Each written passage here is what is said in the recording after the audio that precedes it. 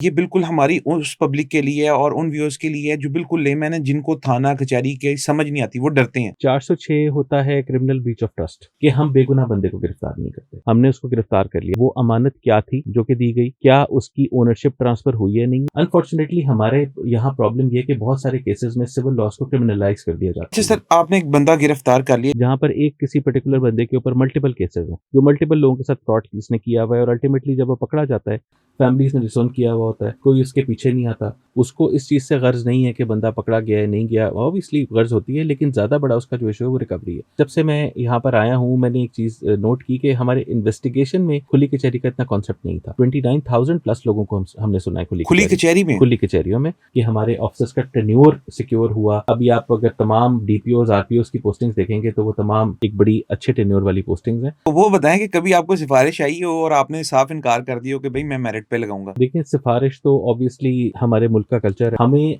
कोई इंस्टीट्यूशनल या political pressure है ना, फिर वो चीज़ एक प्रॉब्लम है। ऑब्वियसली हम बदतमीजी नहीं करते, लेकिन हम बड़ा पोलाइटली कह देते हैं कि जी हम जब ये काम किसी पॉलिटिकल बॉस के कहने पे नहीं कर रहे, तो फिर हम आपके कहने पे भी नहीं करेंगे। अब एज अ डीआईजी आपकी जो है वो रसाई सीएम तक डायरेक्टली है। अब कोई किडनैपिंग का केस है या किसी और तरह का कोई फाइनेंशियल क्राइम का केस है, बिल्कुल। उसमें आपका मुल्जिम बैठा है कराची या पेशावर। एक क्वालिटी ऑफ इन्वेस्टिगेशन, एक कंप्लेंट होती है लोगों की कि इन्वेस्टिगेशन की क्वालिटी अच्छी नहीं होती। फिर हमने अब रैंडमली उस पर तफ्तीशें उठाना शुरू की। हम केस फाइल्स को बुलाते थे, हम आईओस को बुलाते थे और उनसे उस चेकलिस्ट के अगेंस्ट उसको असेस कर, डेली बेसिस पे को 100 प्लस केस फाइल्स को असेस कर रहे हैं, और हमने वो केसेस उठाए जहां पर कोर्ट ने इनको बरी कर दिया। एक बहुत पॉजिटिव आपके बारे में ये इम्पैक्ट है कि सर फजूल में सजा नहीं देते। मेरी एक पॉलिसी रही है कि मैं बगैर वजह के सजा में बिलीव नहीं करता। इंक्वायरी जरूर हो, इंक्वायरी के बगैर समरी पनिशमेंट ना हो। लाहौर का क्राइम, पंजाब का जनरली और स्पेशली लाहौर के मैं क्राइम की बात करता हूँ, उसमें एक बहुत बड़ा रोल है, पुलिस का भी रोल है, लेकिन उनका बहुत बड़ा रोल है। लेकिन किडनैपिंग हो गई है, एक बच्ची अगवा हो गई है, और मेरा पर आईओ अगर मैं काउंट करूँ तो number of cases per year जो है वो 100-120 के करीब है। कि मांगे के अंदर एक एफआईआर दर्ज हुई। देखिए, 2 बच्चियाँ थीं जो कि स्कूल गई थीं, एक 12 साल की और एक 13 साल की। तो उस पे जब एफआईआर दर्ज हुई कि किडनैपिंग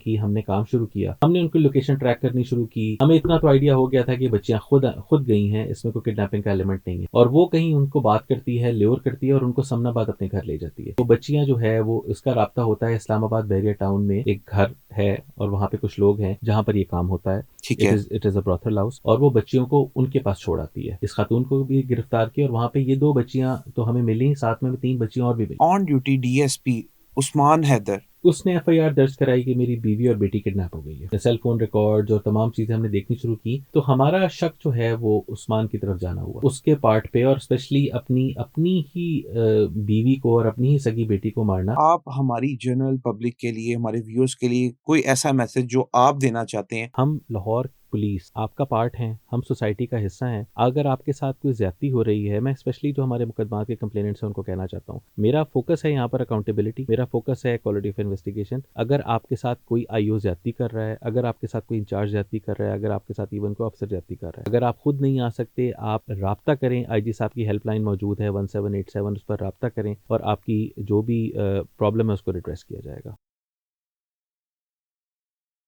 अस्सलाम वालेकुम जी, talk time with Umair Shah में खुशामदीद। मैं हूं आपका होस्ट उमैर शाह, और आज के पॉडकास्ट के मेहमान एक ऐसे इदारे से ताल्लुक़ रखते हैं जिसकी वजह से आज शहर Lahore one of the most safest city in the world बन गया। जी हाँ, आप बिल्कुल ठीक समझें, पंजाब पुलिस की बात कर रहे हैं। और इसी इदारे के एक ऐसे मायानाज अफसर को हम आज आपसे मिलवाएंगे, सैयद ज़ीशान रज़ा। जी हाँ, डीआईजी इन्वेस्टिगेशन सैयद ज़ीशान रज़ा हमारे साथ आज मौजूद हैं, और इन्हीं की बदौलत ही इस महकमे के अंदर मज़ीद बेहतरी आ रही है। तो बिला तख़ीर चलते हैं हमारे गेस्ट की जानिब, और आज इनसे डिस्कस करेंगे वो तमाम मामलात जो इनके अदारे के अफसरान को मुश्किलात हैं, जिसकी वजह से और जिसके अंदर बेहतरी की ज़रूरत है।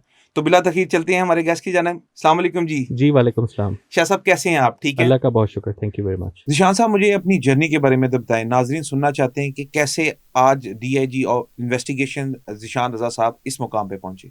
देखिए, मैं मेडिकल डॉक्टर हूँ बाय क्वालिफिकेशन। अच्छा, माशाल्लाह। जी, मैंने एमबीबीएस किया निश्चित मेडिकल कॉलेज मुल्तान से ही मैं बिलोंग करता हूँ। और उसके बाद फिर जो पहली अटेम्प्ट दी सीएसएस की, वो राइट आउट ऑफ एमबीबीएस में हाउस जॉब, एमबीबीएस करने के फ़ौरन बाद मैंने सीएसएस दे दिया था, और उसके बाद मैंने हाउस जॉब स्टार्ट की। उसके बीच में रिज़ल्ट आ गया और मेरी एलोकेशन हुई रेलवेज़ डिपार्टमेंट में। फॉर अ ईयर और सो मैंने काम किया, देन अगेन फिर मैंने क्वालिफाई किया CSS, और फिर मैं अल्हम्दुलिल्लाह आई वाज फिफ्थ इन पाकिस्तान, और फिर मैंने पुलिस ऑप्ट किया, मैं पुलिस ज्वाइन की। ज़िशान साहब, वन ऑफ द अचीवमेंट जो अभी हमने रिसेंटली देखी, उसके बारे में आपसे सुनना चाहेंगे। जनरल पब्लिक को आप बताएँ, हमारे व्यूअर्स को, कि ग्वाल मंडी से आपने एक आईटी एक्सपर्ट को गिरफ्तार किया। सर वो क्या वाक़या है, वो तो बताएँ? वो मैटर ये था कि ये जो बंदा था जो अपने आप को एक हसास इदारे का रिटायर्ड अफसर ज़ाहिर करता था, ये लोगों से फ्रॉड करता था। इसका मोडस ऑपरेंडाई ये था कि अब जो कंप्लेनेंट हमारे पास आया, इसने इसको कॉल की, और वो बिजली की तारों का कोई काम करते थे। हुँ। इसने उनसे एक 40 लाख के अराउंड की अमाउंट की तारों की कोई डील की, और इसने इनको एक डिपॉजिट स्लिप भेजी बैंक की जो कि फ़ेक थी। पे ऑर्डर सॉरी भेजा जो कि फ़ेक था, और साथ में वो करता ये था कि वीकेंड के ऊपर फ्राइडे को इसने बैंक में जमा करवाया, और वो पे ऑर्डर फेक था, और जब मंडे को उनको, तब तक उन्होंने वो उसको जो शिपमेंट थी वो भेज दी।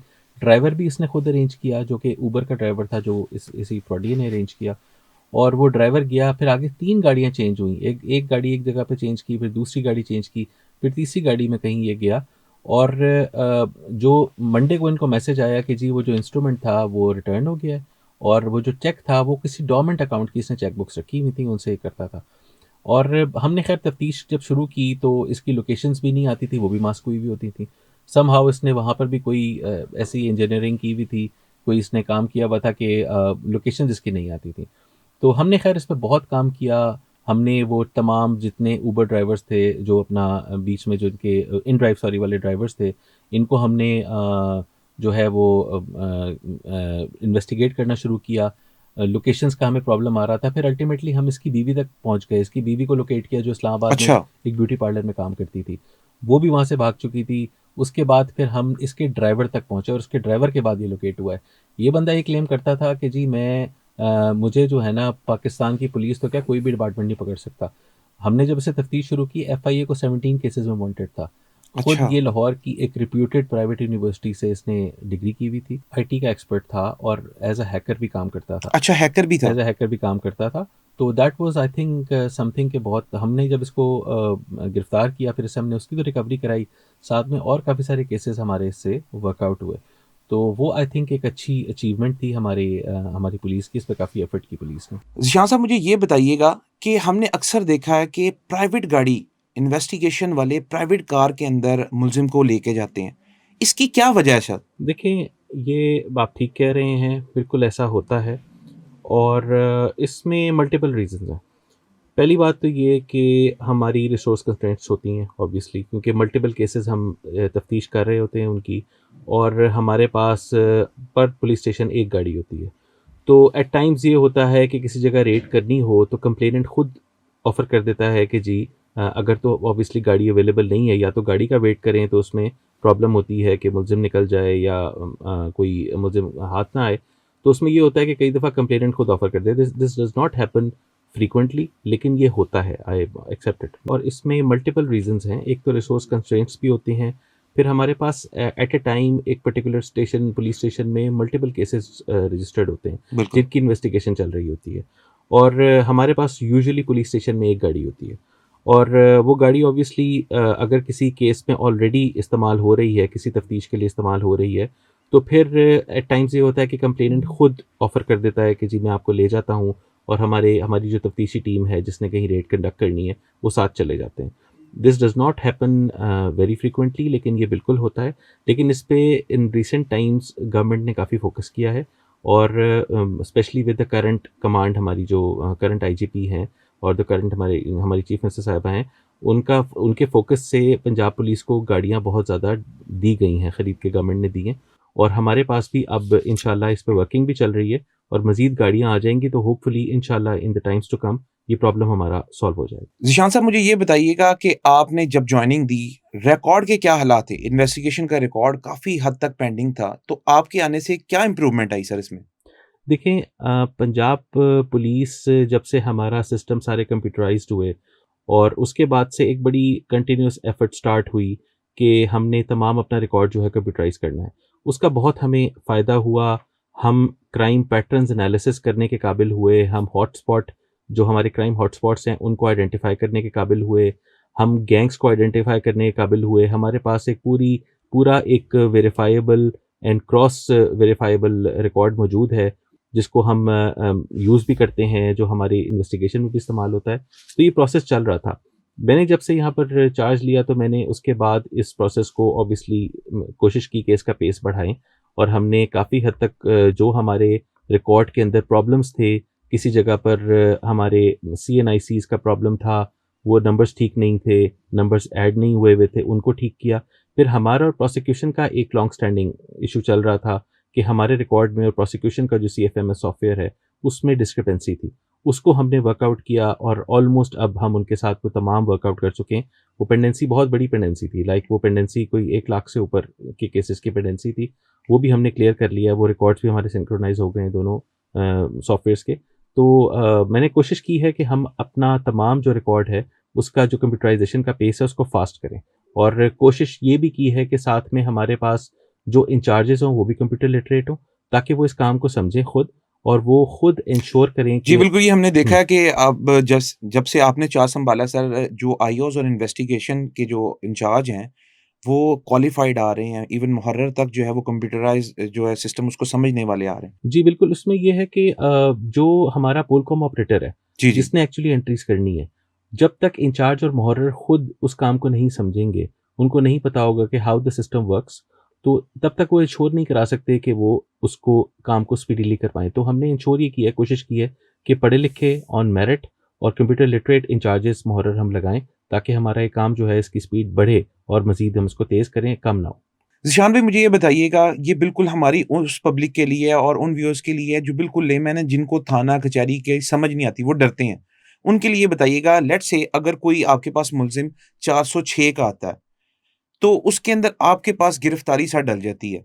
इन्वेस्टिगेशन ऑफिसर के पास, आईओ के पास या इंचार्ज के पास अब आ गया, मुल्ज़िम गिरफ्तार भी हो गया सर। अब आगे फर्दर प्रोसीडिंग्स कैसे होती हैं सर? देखिए, 406 होता है क्रिमिनल ब्रीच ऑफ ट्रस्ट, बिल्कुल, और उसमें ये होता है कि जिसको उर्दू में अमानत में ख़यानत कहते हैं। ये पर्चा दर्ज जब होता है उससे पहले भी कुछ चेक्स अप्लाई किए जाते हैं। ठीक है, पार्टीज़ को सुना जाता है, नॉर्मली जो ऑपरेशंस विंग करता है, और जब वंस एफआईआर दर्ज हो जाती है और उसके बाद तफ्तीश का अमल शुरू होता है, तो उसमें फ़र्स्ट ऑफ ऑल हम लायबिलिटी असर्टेन करते हैं। ठीक है, हम हम विद द करंट हमारी ये पॉलिसी है, जो हमारी करंट कमांड की भी पॉलिसी है, मेरी भी पॉलिसी है, कि हम बेगुनाह बंदे को गिरफ्तार नहीं करते। ये नहीं है कि किसी बंदे ने किसी के खिलाफ एफआईआर दर्ज करवा दी है, जैसे भी करवा दी है, तो हम उसको जाके अरेस्ट कर लें। ठीक है, हम बिल्कुल अरेस्ट करते हैं, लेकिन हम उसको अरेस्ट करते हैं जिसका कसूर साबित होता है। अगर कोई बंदा इन्वेस्टिगेशन जॉइन करता है और साथ में अगर उसके पास वैलिड कोई अपना प्रूफ मौजूद है कि वो मुलजिम उस मुकदमे में वो बेगुनाह है, तो हम उसको अकाउंट फॉर करते हैं, हम उसको देखते हैं, और तमाम हमने सबसे पहले लायबिलिटी असर्टेन करनी होती है। तो हमने अगर फॉर एग्जांपल अब आपने जैसे एक सिनेरियो बिल्ड किया कि बंदा गिरफ्तार हो गया, हमने उसको गिरफ्तार कर लिया, उसके बाद हम बैठ के देखेंगे कि क्या वो अमानत क्या थी जो कि दी गई, क्या उसकी ओनरशिप ट्रांसफ़र हुई है नहीं, क्योंकि उसके कुछ चेक्स हैं। उसमें अब ये नहीं है कि अगर फॉर एग्जांपल एक बंदा ने कहीं किसी को उधार दे दिया, ठीक है, अब उधार के ऊपर 406 का पर्चा नहीं होता। ओके, 406 का पर्चा तब होगा जब वो जो उसने दी है, उसकी ओनरशिप ओरिजिनल बंदे के पास बरकरार है। ओके, 406 का पर्चा तब दर्ज होता है जब पर्सन बी को कोई एक पर्टिकुलर अमाउंट देता है, जो कि अमानतन देता है, जो कि प्रॉपर्टी ए की रहती है, लेकिन बी उसको मिसअप्रोप्रिएट कर लेता है। ओके, फॉर एग्जांपल एक और सिनेरियो ये है कि ए जो है वो बी को एक पर्टिकुलर अमाउंट देता है to buy a certain thing, ठीक अ है, सर्टेन पर्टिकुलर थिंग, लेकिन वो उसको नहीं खरीदता और कोई दूसरी चीज खरीद लेता है। That is misappropriation. ठीक है। ठीक है, तो इस तरह के काफी सारे सिनेरियोज हैं, लेकिन इसमें जो बेसिक बॉटम लाइन ये है कि आपकी ओनरशिप जो है वो ओरिजिनल बंदे के पास बरकरार है। जहां पे ओनरशिप, अब उधार के केस में पैसों की ओनरशिप ट्रांसफर हो गई, बिल्कुल, the second person can use that money for any purpose, okay, that is an offence, लेकिन वो एक सिविल ऑफेंस है, ठीक है, और उसके लिए सिविल लॉज मौजूद हैं। अनफॉर्चुनेटली हमारे यहाँ प्रॉब्लम ये है कि बहुत सारे केसेस में सिविल लॉज को क्रिमिनलाइज कर दिया जाता है, ओके, बिकॉज यहाँ पर अनफॉर्चुनेटली सिविल प्रोसीडिंग्स उतनी स्पीड से नहीं चलती। हुँ, क्रिमिनल प्रोसीडिंग्स क्योंकि तेज चलती हैं, इसलिए लोगों में एक टेंडेंसी है कि वो आम सिविल मैटर्स को क्रिमिनल मैटर्स ले आते हैं। तो ये बिल्कुल, हमारे लिए एक चैलेंज होता है। हम इसको देखते हैं, और जहां हमें ये लगता है कि कुछ सिविल मैटर है, हुँ, तो हम उसको उस तरफ लेके जाते हैं कि आपको सिविल रेमेडी की तरफ जाए। ज़ीशान साहब मुझे बताइएगा इसी सिनेरियो के अंदर अगर हम ये कहें कि आपने बंदा गिरफ्तार कर लिया है, एक्यूज़्ड है, आपने उसका रिमांड लिया, रिमांड के दौरान ऐसे फ्रॉडियों और ऐसे फ्रॉडुलेंट लोगों के पीछे उनके अपने घर वाले नहीं आते, लवारिस छोड़ देते हैं उनको, तो ये सारा बर्डन क्या आईओज़ और इंचार्ज इन्वेस्टिगेशंस के ऊपर नहीं जाता? उसके लिए सर क्या वर्किंग होनी चाहिए? ये आप ठीक कह रहे हैं, ये होता है क्योंकि कई ऐसे केसेस हमने देखे हैं जहाँ पर एक किसी पर्टिकुलर बंदे के ऊपर मल्टीपल केसेस हैं। In many cases in some cases को 20-20 पर्चे भी हैं एक बंदे के ऊपर, जो मल्टीपल लोगों के साथ फ्रॉड इसने किया हुआ है और अल्टीमेटली जब वो पकड़ा जाता है, फैमिलीज़ ने डिसोन किया हुआ होता है, कोई उसके पीछे नहीं आता। और जो सबसे बड़ा इशू होता है कंप्लेनेंट का, वो होता है रिकवरी। उसको इस चीज़ से गर्ज़ नहीं है कि बंदा पकड़ा गया है, नहीं गया, ऑब्वियसली गर्ज़ होती है, लेकिन ज़्यादा बड़ा उसका जो इशू है वो रिकवरी है। तो वो जब हमें रिकवरी इफ़ेक्ट करनी होती है, उसके लिए अगर पीछे ना कोई फैमिली आ रही है, ना कोई और आ रहा है, तो वो हमारे लिए प्रॉब्लम बन जाता है। At times not a problem exactly, but challenge बन जाता है। और उसको फिर हम देखते हैं केस टू केस बेसिस के ऊपर। हम कोशिश यही करते हैं कि जो हम जब चालान करें तो मैक्सिमम रिकवरी भी कराएं, ताकि बिल्कुल। जिसका सामान गया है, जिसके पैसे गए हैं, उसकी बेचारे की रिकवरी हो और उसका मसला हल हो। तो उसमें हमें ये प्रॉब्लम कभी कभार आता है। और लेकिन ये सिर्फ उन केसेस में आता है जहाँ पर कोई मल्टीपल केसेस किसी बंदे के ऊपर रजिस्टर हुए हुए हो।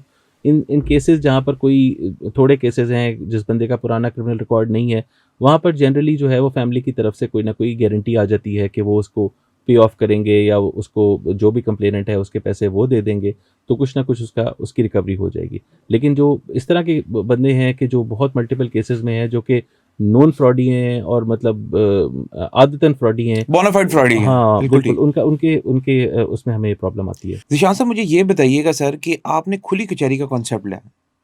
ये मोस्टली देखा जाता है कि रेवेन्यू के डिपार्टमेंट में खुली कचहरियाँ डेसी डीसीज लगा रहे हैं। तो सर ये आपके ज़हन में कैसे है और आप क्या समझते हैं इससे आपको क्या बेनिफिट हुआ और जनरल पब्लिक को इससे क्या बेनिफिट हो रहा है? खुली कचहरी जो है ये सरकारी महकमों में अब काफ़ी होती है। लेकिन ये जब से मैं यहाँ पर आया हूँ, मैंने एक चीज़ नोट की कि हमारे इन्वेस्टिगेशन में खुली कचहरी का इतना कॉन्सेप्ट नहीं था। ठीक है, खुली कचहरी नहीं होती थी। बिल्कुल। ऑपरेशन साइट पे होती थी और बिल्कुल वहाँ पर लोगों ने अपने एफआईआर दर्ज करानी होती हैं। मैंने एक ये चीज़ स्टार्ट की एज़ एन एक्सपेरिमेंट, और ऑब्वियसली ये एक हमारी चीफ मिनिस्टर साहिबा की डायरेक्शन भी थी कि हमने आउटरीच अपनी बढ़ानी है with the public, towards the public. तो उसमें जब हमने ये चीज़ स्टार्ट की और हमने कंप्लेनेंट्स को सुनना शुरू किया खुली कचहरी में, तो उसका एक ओवरवेलमिंग रिस्पॉन्स हमने देखा।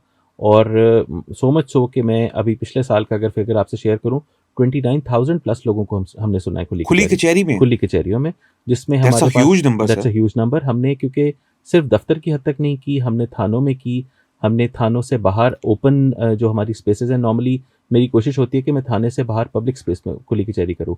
एक खुली कचहरी में 200 250 लोग मौजूद होते हैं, बिल्कुल ठीक। जिनके प्रॉब्लम्स होते हैं। हमारी पूरी डिवीज़न की कमांड वहाँ पे मौजूद होती है, तमाम आईओज़ मौजूद होते हैं, और फौरी अगर किसी का कोई प्रॉब्लम है तो वो सॉर्ट आउट होता है।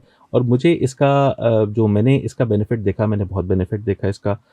इससे बहुत हद तक हमारे पास शुरू में तो ऑब्वियसली जब लोगों को पता चलना शुरू हुआ, फिर लोग आना शुरू हुए। शुरू में कम लोग थे, लेकिन फिर नंबर बढ़ता गया। अभी भी मैं आपके पास आने से पहले खुली कचहरी करके अपने दफ्तर में आ रहा हूँ। तो सर जो डेली आप अपनी ड्यूटी के दौरान कितने घंटे की खुली कचहरी करते हैं जिसमें जनरल पब्लिक आपको आके अपने सारे मसाइल बता सकती देखिए, है? नॉर्मली हमारे पास पब्लिक जो है वो आती है अराउंड 11 से 1 के बीच में, और उसमें जितने हमारे पास कंप्लेनेंट्स होते हैं, हर तरह के लोग मौजूद होते हैं। किसी की तफ्तीश के मुतालिक शिकायत होती है, किसी की पुलिस बिहेवियर के मुतालिक होती है, किसी की करप्शन के मुतालिक होती है। उसमें से 60% के करीब लोग वो होते हैं जिनकी दरख्वास्त मेरिट पर नहीं होती, बिकॉज वो हर एवेन्यू एक्सपायर कर चुके होते हैं अपना, वो तमाम ऑफिसर से मिल चुके होते हैं। लेकिन 40% तक ऐसे भी होते हैं जिनकी उसमें बाद में कोई मेरिट होता है, उनको फिर हम रिटेस्ट करते हैं। तो हमारा तकरीबन ये 1 o'clock तक होता है, और उसके डेली बेसिस पे हम अपने ऑफिस में करते हैं, और वीकली वंस हम करते हैं जो आउटसाइड किसी डिवीजन में या किसी सर्कल में करते हैं। ज़ीशान साहब मुझे ये बताइएगा सर कि आपकी दौर के अंदर फ्रीक्वेंट जो ट्रांसफ़र हम देखते थे हर 2-3 माह बाद किसी भी आईओ या इंचार्ज की हो जाती थी, वो रुक गया सिस्टम। तो आप क्या समझते हैं ये कितना ज़रूरी था और इससे क्वालिटी ऑफ इन्वेस्टिगेशन में क्या बेहतरी आई है इससे सर? देखिए, बात ये है कि जब आप फ्रीक्वेंट ट्रांसफ़र पोस्टिंग्स करते हैं ना, तो कंटिन्यूटी तो ख़त्म हो जाती है। एक बंदा, एक इंचार्ज अगर किसी थाने में लगा है, उसको जाके वहाँ का क्राइम पैटर्न समझने में, वहाँ के लोग समझने में, वहाँ के क्रिमिनल्स को समझने में और उस एरिया को समझने में थोड़ा टाइम लगता है। एक वक़्त दरकार होता है, बिल्कुल बिल्कुल वक़्त ठीक। दरकार होता है। अगर आप उसको 4-5 महीने, 6 महीने बाद हटा देंगे वहाँ से, तो वो it does not make any sense. तो हमने जो एक जनरली हमारा एक आईजी साहब के आने के बाद जो एक जनरल ट्रेंड बना कि हमारे ऑफिसर्स का टेन्योर सिक्योर हुआ, और अभी आप अगर तमाम डीपीओज आरपीओज की पोस्टिंग्स देखेंगे तो वो तमाम एक बड़ी अच्छे टेन्योर वाली पोस्टिंग्स हैं, जिसमें आप एक्चुअली कुछ डिलीवर कर सकते हैं। आप पहले समझते हैं, उसके बाद आप वहाँ पर काम शुरू करते हैं। तो मैंने ये कोशिश की कि मैं इंचार्जेस का एक रीजनेबल टेन्योर रखूँ, और वंस उनको एक दफ़ा मेरिट पे लगा दिया तो उसके बाद वो अपनी जगह पे रहें, ताकि वो उस इलाके को समझें, उसका बिल्कुल। काम करें। तो आई थिंक उसका हमें अच्छा इफेक्ट मिला है। सर अभी आपने मेरिट की बात की, ऑब्वियस है आप जिस पोजीशन पे बैठे हैं सिफारिशें तो बहुत आती होंगी आपको, तो वो बताएं कि कभी आपको सिफारिश आई हो और आपने साफ इनकार कर दिया हो कि भाई मैं मेरिट पे लगाऊंगा, ऐसा कोई वाकया? देखिए, सिफारिश तो ऑब्वियसली हमारे मुल्क का कल्चर है। जी बिल्कुल, यहाँ पर लोग ज़रूर सिफारिश करते हैं, ऐसे ही है। लेकिन उस सिफारिश के ऊपर रिस्पॉन्ड कैसे करना है, ये हमारी अपनी चॉइस होती है। और उसमें अगर तो हमें कोई इंस्टीट्यूशनल या पॉलिटिकल प्रेशर है ना, कि उसको आपने सिफारिश को मानना है, फिर वो चीज़ एक प्रॉब्लम है। बिल्कुल ठीक। लेकिन अगर आपको अपनी पॉलिटिकल कमांड और अपनी एडमिनिस्ट्रेटिव कमांड की तरफ से ये डायरेक्शन हो कि आपने टोटली मेरिट इंश्योर करना है, फिर हम शेयर हो जाते हैं। जबरदस्त, बिल्कुल सही। फिर हम जो है, हम किसी को भी नो कर सकते हैं। ऑब्वियसली हम बदतमीजी नहीं करते, लेकिन हम बड़ा पोलाइटली कह देते हैं कि जी, हम जब ये काम किसी पॉलिटिकल बॉस के कहने पे नहीं कर रहे, तो फिर हम आपके कहने पे भी नहीं करेंगे। बिल्कुल और ठीक। हमें स्पेशली मैं इसका क्रेडिट देना चाहूँगा चीफ मिनिस्टर साहिबा को। उन्होंने जिस तरह से पुलिस को एक तरह से मैं कहूँगा लिबरेट किया है, खुद मुख्तार तो होगी, खुद अब मुख्तार हो गई लिटरली हो है गई। बिल्कुल। इसमें किसी तरह का कोई हम पे पॉलिटिकल प्रेशर नहीं आता। कोई सो मच सो कि अगर कोई रिस्पेक्टेड हमारे कोई पॉलिटिशियन है, वो अगर कोई बात कोई सिफारिश करता भी है, तो वो इस तरह करता है, रिक्वेस्ट मोड में करता है कि प्लीज़ आप इसको देख लें। और उनको बैक ऑफ द माइंड कहीं ये खौफ भी होता है कि ये बात कहीं सीएम साहिबा तक ना पहुंच जाए, बिकॉज वो उसको बहुत बुरा कंसिडर यानी कि करती आप हैं। ये कहना चाह रहे हैं कि अब एज अ डीआईजी आपकी जो है वो रसाई सीएम तक डायरेक्टली है? देखिए, सीएम साहिबा की एक पॉलिसी है कि वो बिल्कुल उनके ओपन डोर्स वाली उनकी पॉलिसी है। ओके। कोई भी ऑफिसर किसी भी तरह से उनको अप्रोच भी कर सकता है, कोई प्रॉब्लम है वो उनसे शेयर भी कर सकता है, और वो बहुत रिसेप्टिव होती सुनवाई हैं। होती है। बिल्कुल, वो बहुत रिसेप्टिव होती हैं, वो सुनती हैं। पब्लिक की भी रसाई उन तक होती है, पब्लिक की भी कंप्लेंट्स उन तक पहुंचती हैं। बल्कि and she is very proactive, वो बहुत ज़्यादा प्रोएक्टिवली मॉनिटर करती हैं पब्लिक कंप्लेंट्स को, पुलिस की परफॉर्मेंस को। और हमें पुलिस को पूरे ना सिर्फ लाहौर, पूरे पंजाब की पुलिस को ऑन द टोज रहना पड़ता है टू मीट हर एक्सपेक्टेशंस। बिल्कुल सो ठीक। I think this is something which has happened in a very positive way for the police. और इसका बहुत फ़ायदा, आई थिंक अल्टीमेट तो गोल पब्लिक सर्विस डिलीवरी है, बिल्कुल। क्योंकि अल्टीमेट हमारे क्लाइंट्स भी पब्लिक है, हम उनकी सर्विस के लिए बैठे हुए हैं। तो अगर पब्लिक सर्विस डिलीवरी बेहतर हो रही है और पब्लिक परसेप्शन बेहतर हो रही है, असल जो मेजर है हमारी परफॉर्मेंस का, दैट इज़ पब्लिक परसेप्शन। अगर वो बेहतर हो रही है, तो आई थिंक कि it is a good sign, and it is something कि जिसके ऊपर हमें obviously we should work in this direction more. बिल्कुल ठीक। सर मुझे ये बताइएगा कि हमने देखा कि अब जो लाहौर के 84 थाने हैं, वो हो रहे हैं डे बाय डे बेहतर। व्यू आता है एक 5 स्टार होटल का। ये सिर्फ़ काम ऑपरेशंस की डिपार्टमेंट के लिए ही हम देखते हैं, जबकि इन्वेस्टिगेशन बेचारे या बैक एंड के ऊपर बैठे हैं या फर्स्ट फ्लोर पे बैठे हैं और वही हालात हैं। वन ऑफ द एग्ज़ाम्पल जो है वो गुलबर्ग का थाना है।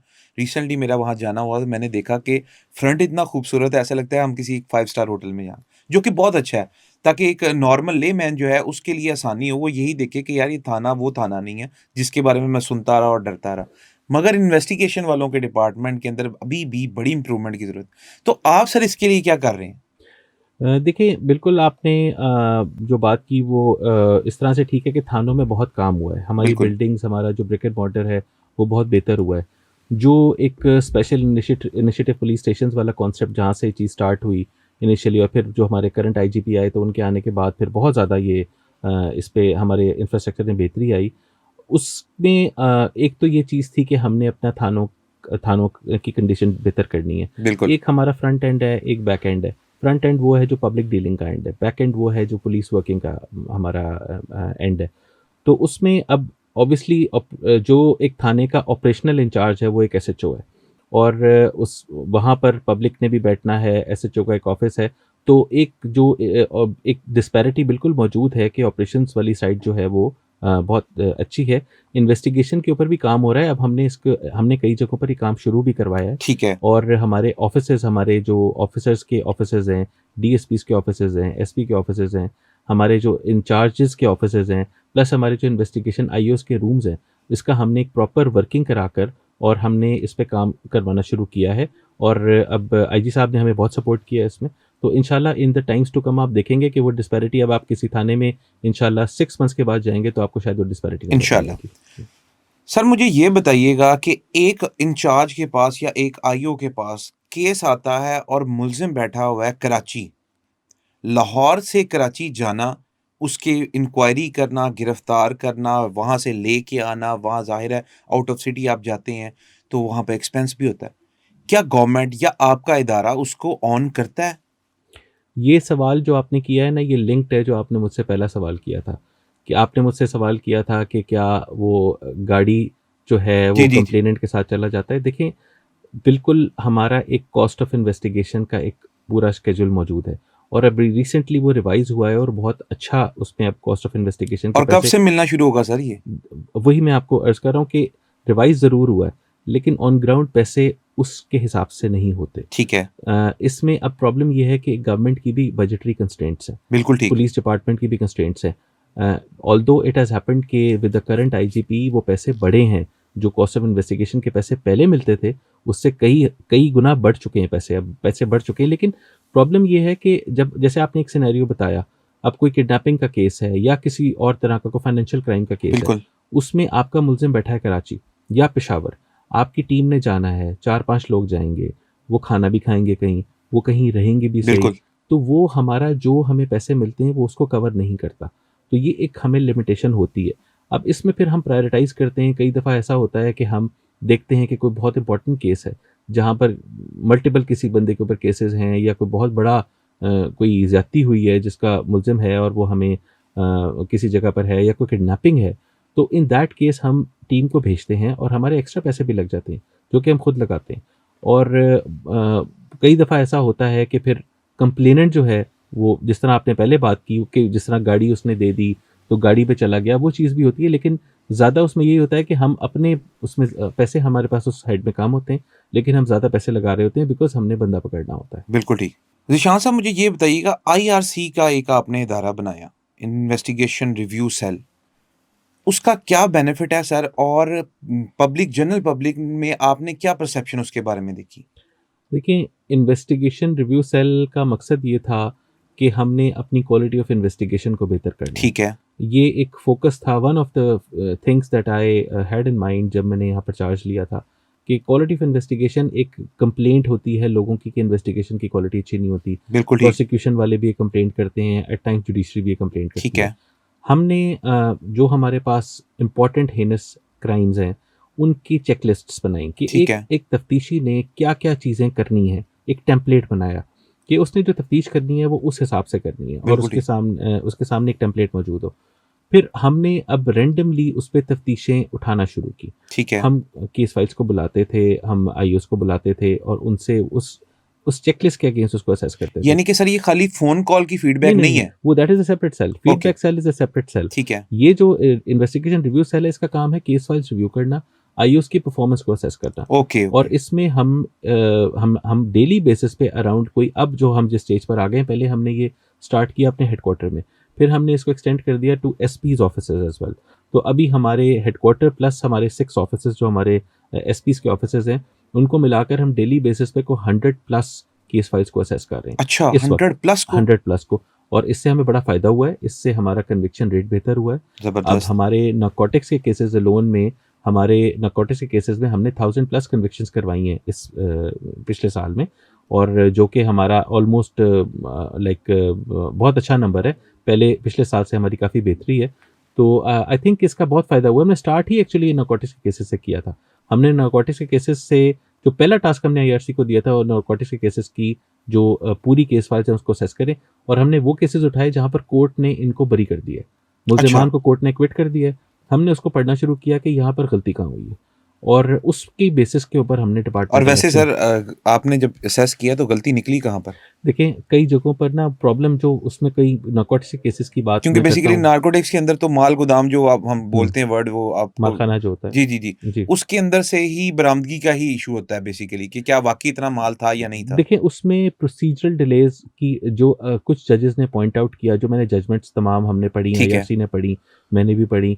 तो उसमें हमें जो मिला कि कहीं चेन ऑफ कस्टडी ब्रेक हुई हुई है, कि अगर फॉर एग्ज़ाम्पल ए से बी के पास जाना था, बी से वहाँ से मुहर्रर के पास जाना था, वो चेन प्रॉपर नहीं है। फिर उसके अकॉर्डिंगली जो हमारा रोज़नामचा है उसमें एंट्री नहीं हुई हुई। टीम गई ज़रूर है, रोज़नामचे में एंट्री नहीं है, उसकी आमद रवानगी नहीं है। फिर किसी जगह पर जो हमारा फॉर एग्ज़ाम्पल जो रिकवरी किसी चीज़ के जो शॉपर था उसका कलर ब्राउन था, जो कोर्ट में प्रोड्यूस किया गया उसका कलर ब्लू था। तो अच्छा, इस अच्छा, तरह की अच्छा, अच्छा। चीज़ें जो छोटी-छोटी चीज़ें हैं, इसके ऊपर जो है वो एक्विटल हुआ हुआ है। ठीक है। तो यहाँ पर क्योंकि इसमें मल्टीपल जो विटनेसेस होते हैं सारे, वो ऑपरेशंस विंग के होते हैं। जो आईओ होता है वो इन्वेस्टिगेशन विंग का होता है और कुछ ऑब्वियसली नारकोटिक्स केसेस हैं जो ऑपरेशंस खुद भी इन्वेस्टिगेट करता है, जो छोटे केसेस हैं। तो इसमें हमने फिर मल्टीपल एक होलिस्टिक अप्रोच के साथ यहाँ हमने इन्वेस्टिगेशन वालों के खिलाफ भी कार्रवाई की और फिर हमने जो ऑपरेशंस वाले थे उसके लिए डीआईजी ऑपरेशंस को रिक्वेस्ट की कि आप भी इस पे एक्शन लें, उन्होंने भी लिया। तो हमें इसका फ़ायदा हुआ, हमारे कन्विक्शंस बढ़ी, हमने जो है वो काफ़ी सारे केसेस में जो अपने जो हमारे पुरानी कन्विक्शन रेट थे उससे बेहतर हमने इस साल पिछले साल जी, हमने परफॉर्म किया। देखा 2024 से 2025 के अंदर काफ़ी ज़्यादा कन्विक्शन रेट जो है वो बढ़ा। हमने ये देखा और मेरी टीम ने ये सर्च किया कि जितने भी लाहौर के इंचार्ज और आईओज़ हैं, हमने उनसे पूछा। उन्होंने हमें ये बताया कि सर के आने से हमें ये फ़ायदा हुआ है कि जो तमाम तर मामलात हमने पिछले देखे सिस्टम के अंदर, सर हमें बिला वजह सज़ा नहीं देते और अगर हमारी कोई कंप्लेंट जाए तो उसके ऊपर प्रॉपर वर्किंग करते हैं, हमसे सुनते हैं, सुनने के बाद उसका फ़ैसला करते हैं। तो बैक ऑफ द माइंड आपके ज़हन में क्या है और ये किस तरीके से आप इस सिस्टम को लेके चल रहे हैं? देखिए सज़ा और जज़ा तो एसेंशियल एलिमेंट हैं हमारे पुलिस वर्क के बिल्कुल, और यहाँ पर कोई बुरा काम होगा तो सज़ा भी होगी, अच्छा काम होगा तो उसकी कमेंडेशन भी होगी। मेरी एक पॉलिसी रही है कि मैं बग़ैर वजह के सज़ा में बिलीव नहीं करता। बिल्कुल ठीक। सज़ा हमेशा तब मिलनी चाहिए जब कोई डिज़र्व करता हो।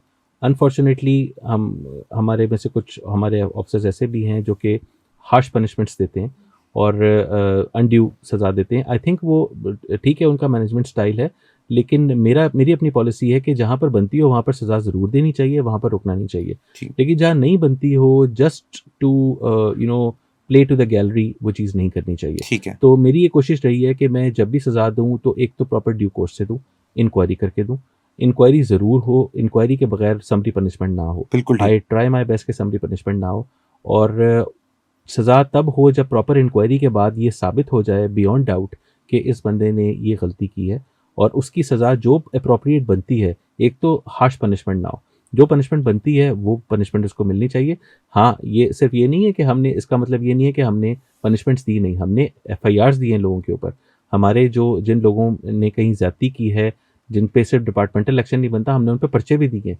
अब लाहौर पुलिस ने ज़बरदस्त। 90 प्लस 96 प्लस एफआईआर्स दर्ज किए हैं पिछले साल में, अपने ही अपने ही लोगों के ऊपर। बिल्कुल ठीक, तो बिल्कुल। ये इट्स अ बिग नंबर और ये ऑब्वियसली हम जब अपने आप को सेल्फ अकाउंटेबल समझते हैं तो हम ये काम करते हैं, तो उसमें सज़ा से कोई नहीं बचेगा, लेकिन हाँ, हार्श सज़ा नहीं होगी और अनड्यू सज़ा नहीं होगी। बिल्कुल ठीक। सर ऑपरेशंस का डिपार्टमेंट का जो पुलिस का है उसका काम ही लॉ एंड ऑर्डर को मैनेज करना है, जबकि इन्वेस्टिगेशन की ये डोमेन ही नहीं है। हमने ये देखा मल्टीपल टाइम और हमने जो हमारी रिसर्च की उसमें भी एक बड़ा सिनेरियो ये नज़र आया कि इन्वेस्टिगेशन वालों को डिफरेंट लॉ एंड ऑर्डर की ड्यूटीज़ पे लगा देते हैं। एक केस स्टडी के लिए मैं आपको बता दूं कि कज़ाफ़ी स्टेडियम में जब भी मैचेस होते हैं तो इन्वेस्टिगेशन वालों को भी लगाते हैं। क्या ये ओवरबर्डन नहीं है कि पूरा दिन वो अपनी इंक्वायरीज भी देखें, कोर्ट के अंदर भी पेश हों और शाम को वो जाके एक एक्स्ट्रा ड्यूटी भी दें? इसके अलावा सर इसी के अंदर मैं कंक्लूड कर दूं कि हमने आपको इटसेल्फ खुद भी देखा कि आपने एक जमात का सियासी जमात का प्रोटेस्ट आपने जो है उसको रोकने के लिए आप खुद फ्रंट फुट के ऊपर हमें नजर आए, रावी के पुल के ऊपर वीडियोस देखी हमने। तो सर क्या आप ये समझते नहीं आपकी ये डोमेन ही नहीं है तो आप ये काम क्यों कर रहे हैं? देखें पुलिस तो हम सब लाहौर पुलिस का हिस्सा हैं, पंजाब बिल्कुल, पुलिस का हिस्सा हैं। बिल्कुल हमारी एक फंक्शनल स्पेशलाइजेशन हुई हुई है कि इन्वेस्टिगेशन विंग का एक पर्टिकुलर काम है, ऑपरेशन का एक पर्टिकुलर काम है। लेकिन कई ऐसी स्पेशल सर्कमस्टेंसेस होती हैं, बिल्कुल। कोई मैचेस आ जाते हैं, पीएसएल के मैचेस हैं, जी, जी। मुहर्रम है, रबीउल अव्वल है, बिल्कुल। इसके अलावा जो इस तरह के प्रोटेस्ट होते हैं, इसमें ये एक स्पेशल सिचुएशन होती है। अब फॉर एग्जांपल पीएसएल का मैच चल रहा है, अगर या कोई आपके पास कोई फॉरेन टीम आई हुई है, आपको पता है लाहौर में एक बड़ा एक इंसिडेंट हो चुका है जी, जी, जो बिल्कुल। श्रीलंकन टीम के साथ हुआ था, जिसके बाद पाकिस्तान को एक इंटरनेशनल लेवल के ऊपर काफ़ी बड़े साल तक उसका ब्रंट फेस करना खमियाजा पड़ा। भुगतना पड़ा। तो हमारी ये कोशिश होती है कि हमारी लाहौर पुलिस की भी और पंजाब पुलिस की भी, कि हम मैक्सिमम सिक्योरिटी इंश्योर करें। अब उसके लिए ऑपरेशंस की स्ट्रेंथ कम पड़ जाती है, तो उसमें फिर ये होता है कि हमारे एसपीज, हमारी स्ट्रेंथ, हमारे ऑफिसर्स उसको ऑगमेंट करते हैं। ये सिर्फ स्पेशल सर्कमस्टांसेस में होता है, ये नॉर्मल रूटीन में नहीं होता। जब कोई इस तरह की चीज़ होती है तो उसके लिए हमारी ड्यूटी भी लगती है। अब जैसे आपने एक जमात का जिक्र किया कि जमात का प्रोटेस्ट था उसके बीच में, उसमें ज़ाहिर बात है वो एक स्पेशल सिचुएशन थी। उसमें सिर्फ लाहौर पुलिस नहीं, पूरे पंजाब की पुलिस इन्वॉल्व हुई। इन्वॉल्व थी, बिकॉज हमने लॉ एंड ऑर्डर इंश्योर करना था। फिर उसके अलावा जो बाकी मैंने आपको बताया है, जो मुहर्रम की ड्यूटीज़ होती हैं, रबीउल अव्वल की ड्यूटीज़ होती हैं, उसमें आपको स्ट्रेंथ ज़्यादा चाहिए होती है। तो सर इसी पंजाब पुलिस के अंदर 2 महकमे और भी हैं, सीआईए और सीसीडी जो रिसेंटली बना है। तो सर वो क्यों नहीं हमें इसी लॉ एंड ऑर्डर की सिचुएशन को सँभालते हुए नज़र आते? उनको तो नहीं अपॉइंट किया जाता? देखिए सीसीडी जो है, सीसीडी के लोगों को भी उनकी भी ड्यूटियाँ लग जाती हैं। उसमें एक सीक्वेंस होता है ना, कि अगर लाहौर पुलिस के जो विंग्स हैं, उन तमाम से हमारी ड्यूटी रिक्वायरमेंट्स पूरी हो रही हैं, दैट इज़ फाइन। अगर नहीं होंगी तो सीसीडी से भी लोगों की ड्यूटी लगी, वो ठीक पंजाब है, पुलिस का हिस्सा है। ठीक है, तो किसी भी डिपार्टमेंट से लग जाती हैं, पंजाब कांस्टेबलरी से लगती हैं, और मल्टीपल जो हमारे जो यूनिट्स हैं उनसे ड्यूटीज़ लगती हैं लोगों की, ठीक है, ऑफिसर्स की भी और जवानों की भी। ठीक। ज़ीशान साहब मुझे ये बताइएगा सीसीडी एक नया महकमा बना, रिसेंटली हमने देखा, काम भी बहुत अच्छा कर रहे हैं। आप क्या समझती हैं लॉ एंड ऑर्डर की सिचुएशन को मैनेज करने के लिए कितना बड़ा किरदार किया इस इदारे ने? सीसीटी आई थिंक एक बहुत पॉजिटिव इनिशिएटिव था चीफ मिनिस्टर साहिबा का, और जो चॉइस थी उसके हेड के तौर पे सुहेल ज़फ़र चड्ढा साहब की, I think that was a very good choice, और उसने बहुत इम्पैक्ट डाला है। क्राइम का जो आप ड्रॉप देखते हैं, उस they have a major role to play in that. बिल्कुल, और जो उन्होंने एक डिटरेंस क्रिएट की, उन्होंने जिस तरह से क्रिमिनल्स के खिलाफ एक्शन लिया, I think that is commendable. और लाहौर का क्राइम, पंजाब का जनरली और स्पेशली लाहौर के मैं क्राइम की बात करता हूँ, उसमें एक बहुत बड़ा रोल है, पुलिस का भी रोल है, लेकिन उनका बहुत बड़ा रोल है। और आई थिंक कि इट वाज़ अ रिक्वायरमेंट, क्योंकि वो एज ऑर्गेनाइज्ड क्राइम यूनिट एक तरह से लाहौर में और किसी हद तक गुजरांवाला में काम कर रहा था, बाकी शहरों में रिडंडेंट था। It was a need, it was required कि एक यूनिफॉर्मिटी लाई जाए पूरे सूबे के अंदर, और सूबे में तमाम उसी लेवल की जो है वो क्राइम फाइटिंग फोर्स हो, जिस तरह की लाहौर में या गुजरांवाला या मेजर सिटीज़ में मौजूद थी। तो बिल्कुल। आई थिंक कि उसका बहुत फ़ायदा हुआ है। अभी सीसीडी जो है वो अक्रॉस पंजाब तमाम ज़िलों में मौजूद है, और उसकी क्वालिटी और उसकी ह्यूमन रिसोर्स का लेवल वही है जो कि लाहौर का है या मेजर सिटीज़ का है।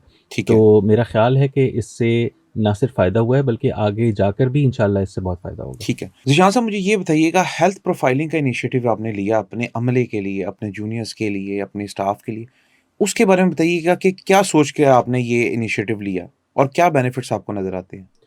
देखिए हेल्थ प्रोफाइलिंग बहुत ज़रूरी है। जिस तरह के हम एनवायरनमेंट में काम करते हैं, एक तो वैसे ही लोगों की हेल्थ प्रॉब्लम्स हैं, बिल्कुल, और क्योंकि जनरली हमारी जो पाकिस्तान में जिस तरह का लाइफस्टाइल होता है, उसमें आपको हेल्थ इश्यूज़ बन भी जाते हैं। दूसरा हमारे साइकोलॉजिकल इश्यूज़ भी हैं।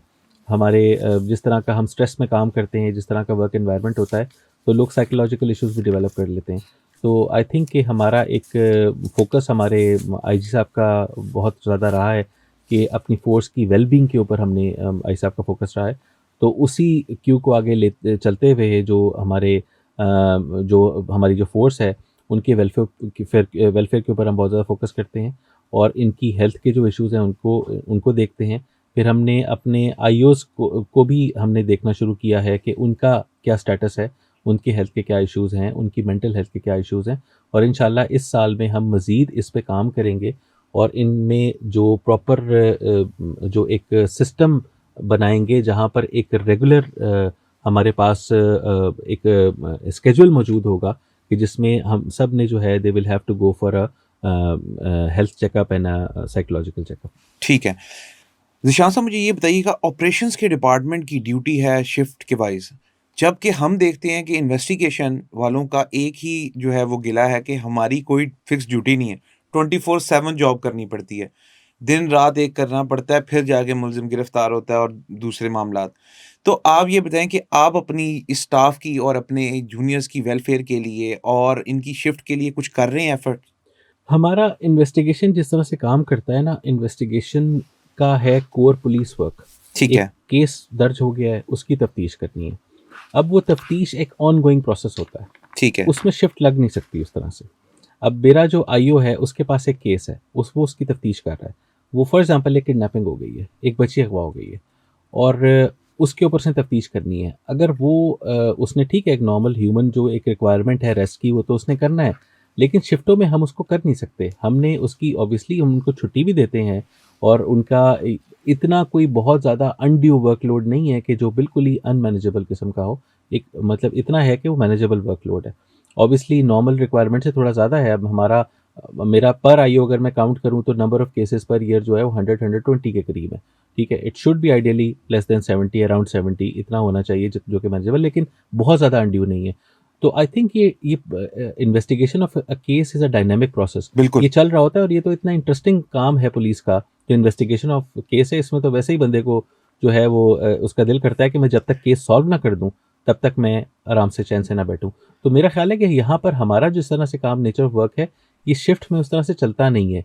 ये चलता है जब आपको नॉर्मल एक छुट्टी तो नॉर्मल जो रेस्ट है वो तो मिलता है, लेकिन जब तक आप केस पे काम कर रहे हैं, वो चीज़ चलती रहती है। ठीक है। निशान साहब मुझे ये बताइएगा कि मांगे के अंदर एक एफआईआर दर्ज हुई, 2 जो स्कूल गोइंग जो लड़कियाँ थी वो किडनैप हो गईं। क्या केस है सर और किस तरह आपने इसको क्लियर किया? देखिए, 2 बच्चियाँ थीं जो कि स्कूल गई थीं, एक 12 साल की और एक 13 साल की, और स्कूल से वो गायब हो गईं। तो उस पे जब एफआईआर दर्ज हुई कि किडनैपिंग की, हमने काम शुरू किया। इनिशियली हमें पता चल गया कि वो बच्चियाँ घर से अपने स्कूल बैग्स में अपने कपड़े लेकर आई थीं। ब्रोकन अच्छा, फैमिली से ताल्लुक़ रखती थीं और घर में खुश नहीं थीं। वो जब स्कूल आई, वहाँ से वो अपनी एक दोस्त के साथ उन्होंने एक पिज़्ज़ा खाया एक शॉप के ऊपर, वहाँ से फिर वो चली गईं। हमने उनकी लोकेशन ट्रैक करनी शुरू की। हमें इतना तो आइडिया हो गया था कि बच्चियाँ खुद गई हैं, इसमें कोई किडनैपिंग का एलिमेंट नहीं है। लोकेशन ट्रैक करनी शुरू की, वहाँ से वो मांगा बाईपास की तरफ जाता है एक रिक्शा, मांगा बाईपास से एक वैगन में बैठती हैं और ठोकर आ जाती हैं। ठोकर से फिर वो एक रिक्शे में बैठती हैं और दाता दरबार जाने जाने अच्छा, लगती हैं। अब वहाँ बीच में एक खातून है जो उस रिक्शे में आके साथ बैठती है और वो कहीं उनको बात करती है, ल्योर करती है और उनको समनाबाद अपने घर ले जाती है। वहाँ से फिर वो जो खातून है, वो she is part of sex trafficking network. कि ओके, वो बच्चियाँ जो है वो उसका राब्ता होता है इस्लामाबाद बैरियर टाउन में, एक घर है और वहाँ पे कुछ लोग हैं जहाँ पर ये काम होता है। ठीक है। It is a brothel house और वो बच्चियों को उनके पास छोड़ आती है और उसके पैसे ले लेती है। हमने ये सारा, हमारे लिए चैलेंजिंग था क्योंकि हम कैमरास पे हम काम करते रहे, फिर हमने तमाम बीच में जितने लोग इन्वॉल्व थे, जो ड्राइवर्स थे, उनको उठाया, उनको इंटेरोगेट किया और उनसे हमें फिर वो चीज़ हमारी आगे निकली और अल्टीमेटली फिर हमने इस्लामाबाद बहरिया टाउन में रेड किया और हमने उन 3 मर्दों को भी गिरफ़्तार किया, इस खातून को भी गिरफ़्तार किया और वहाँ पे ये 2 बच्चियाँ तो हमें मिली, साथ में 3 बच्चियाँ और भी मिली, जो कि इसी तरह से पहले गई थीं। ऑब्वियसली वो सारी वो हैं जो mostly they are not happy in their families, अपनी मर्ज़ी से जाती हैं लेकिन आगे जाके बेचारे शिकार हो जाते हैं इस तरह के इस तरह के लोगों लोगों का। का। सर केपीके में ड्यूटी की, अब पंजाब में ड्यूटी कर रहे हैं। मज़ा ज़्यादा कहाँ पर आ रहा है और मैनेज्ड वर्क जो है वो आप कहाँ पर ज़्यादा देखते हैं कि आपके लिए भी अपॉर्च्युनिटी है और जनरल पब्लिक को भी फैसिलिटेशन हो रही है? देखिए, मैंने स्टार्ट अपनी सर्विस का केपी से किया था क्योंकि हमें आउट ऑफ प्रोविंस नौकरी जी, करनी जी। होती है।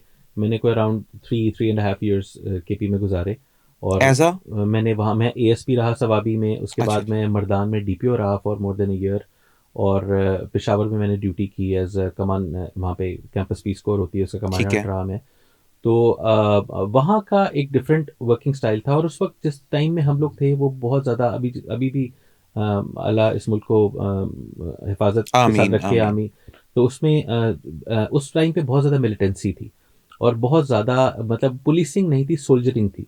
मतलब it was almost a weekly event कि किसी जगह पे अटैक होता था, सारी पुलिस इकट्ठी होती थी, वहाँ पर रिस्पॉन्ड करते थे। तो आई थिंक वो एक सोल्जरिंग वाली चीज़ बहुत थी।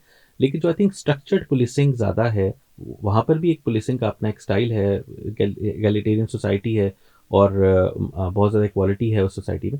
यहाँ पे लेकिन प्रॉपर स्ट्रक्चर्ड पुलिसिंग जो है वो पंजाब में आई थिंक ज़्यादा ज़्यादा है। बेहतर है। यहाँ पर पुलिस के प्रोसीजर्स ज़रा बेहतर इवॉल्व हो चुके हैं और इन्वेस्टिगेशन ज़्यादा बेहतर तरीके से होती है, वहाँ पर भी होती है, लेकिन यहाँ ज़रा ज़्यादा स्ट्रक्चर्ड तरीके से होती है। ठीक तो है। आई थिंक वो यहाँ का जो एक्सपीरियंस है वो ज़्यादा एक अच्छा लर्निंग एक्सपीरियंस है। फिर उसके बीच में मैं काफ़ी टाइम जो है वो पुलिस से बाहर भी रहा। मैं प्राइम मिनिस्टर हाउस में भी रहा, फेडरल गवर्नमेंट में रहा। तो वो केपी वाले टाइम और पंजाब आने के टाइम के बीच में गैप भी है काफ़ी इयर्स का। तो आई एम श्योर जब हम अभी यहाँ पंजाब की बात कर रहे हैं तो केपी में भी सिस्टम्स बहुत बेहतर डेवलप हो बिल्कुल, चुके हैं। बिल्कुल। जी। ज़ीशान साहब ये बताइएगा कि इन्वेस्टिगेशन का एक प्राइम जो सबसे ज़्यादा इश्यू है वो ये है कि हम लोगों की सर्विलेंस का बड़ा मसला है। लाहौर में सेफ सिटी के प्रोजेक्ट्स तो चल रहे हैं मगर 60 से 70% कैमराज़ ऑफ हैं।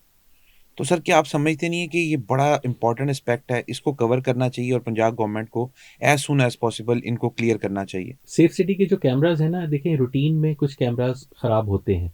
ये एक नॉर्मल जी, जी, मैकेनिज़्म के वर्किंग अंदर। मैकेनिज़्म है कि अगर आपके जितने कैमराज़ चल रहे हैं उसमें से कुछ कैमराज़ ख़राब होंगे। इवन आप ये घरों में और कंपनीज़ में जो लोगों के कैमराज़ लगाए होते हैं वहाँ पर भी चीज़ होती है।